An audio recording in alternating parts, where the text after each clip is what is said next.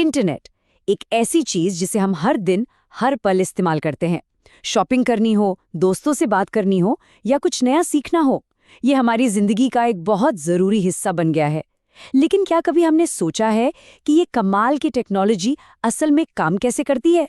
तो चलिए आज इसी पहेली को सुलझाते हैं। तो सवाल बहुत सीधा है, हम इसे यूज तो करते हैं, लेकिन ये इंटरनेट आखिर है क्या चीज? क्या ये कोई हवा में तैरती हुई चीज है या समंदर के नीचे बिछे तारों का एक बहुत बड़ा जाल है?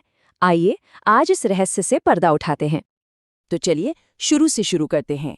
सबसे पहला और सबसे बड़ा सवाल, इंटरनेट आखिर है क्या?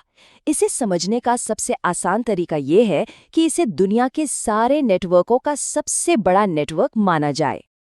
अगर हम टेक्निकली बात करें तो इंटरनेट दुनिया भर में फैले कंप्यूटर नेटवर्कों का एक ग्लोबल सिस्टम है।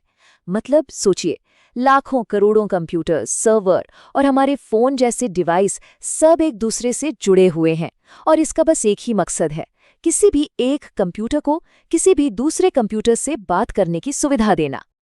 इंटरनेट को अक्सर इंफॉर्मेशन सुपर हाईवे यानी सूचना सुपर हाईवे भी कहा जाता है और ये बात बिल्कुल सही बैठती है।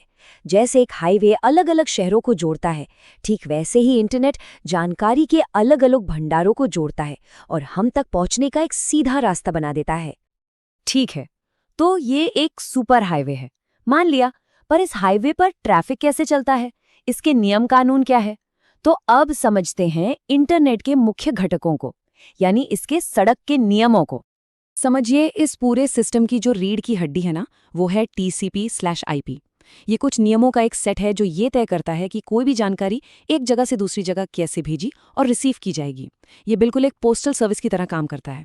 TCP जानकारी को छोटे छोटे पैकेट में तोड़ता है, जैसे चिट्ठियां, और IP ये पक्का करता है कि हर पैकेट पर सही पता लिखा हो ताकि वो सही जगह पहुंच जाए। और ये पता है ये होता क्या है? यही है हमारा IP एड्रेस। जैसे हमारे घर का एक यूनिक पता होता है, वैसे ही इंटरनेट से जुड़े हर डिवाइस का, चाहे वो फोन हो या लैपटॉप, एक अपना अनोखा IP एड्रेस होता है। ये नंबरों का एक सेट है जो नेटवर्क पर उसकी पहचान है। लेकिन हम सब तो testbook.com जैसे नाम टाइप करते हैं। इतने लंबे लंबे नंबर कौन याद रखेगा? यहीं पर एक जादू होता है, और वो जादू करता है DNS यानी डोमेन नेम सर्वर। आप DNS को इंटरनेट की फोन बुक समझ सकते हैं। ये हमारे टाइप किए हुए आसान से नामों को मशीन के समझने लायक IP एड्रेस में बदल देता है। तो चलिए इन सबको एक साथ जोड़कर देखते हैं। ये काम कैसे करता है? बहुत सिंपल है। पहला, हम ब्राउज़र में testbook.com जैसा कोई नाम लिखते हैं।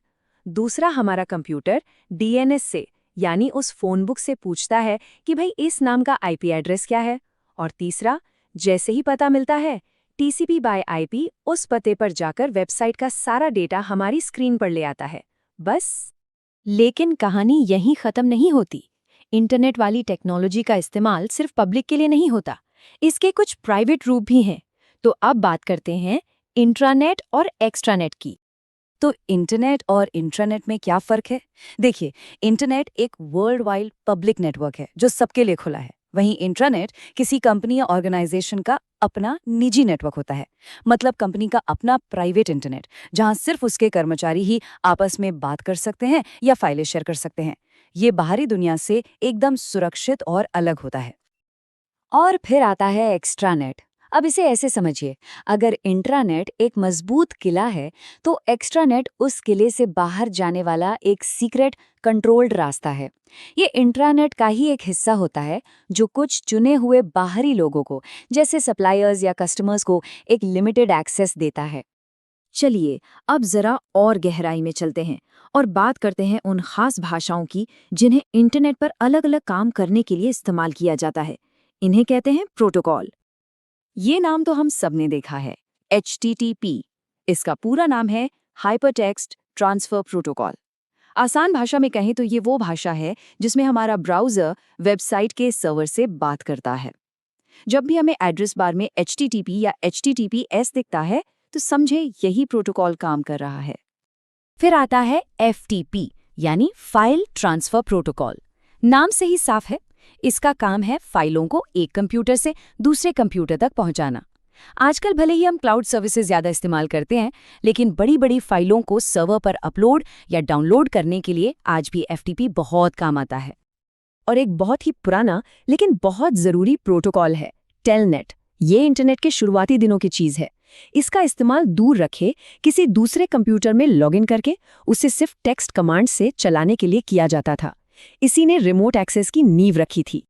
तो हमने नियम देख लिए, पते देख लिए, फ़ोन बुक को समझ लिया और भाषाएं भी जान ली। ये सब छोटे-छोटे हिस्से मिलकर ही वो ढांचा बनाते हैं जिस पर हमारी आज की पूरी डिजिटल दुनिया खड़ी है।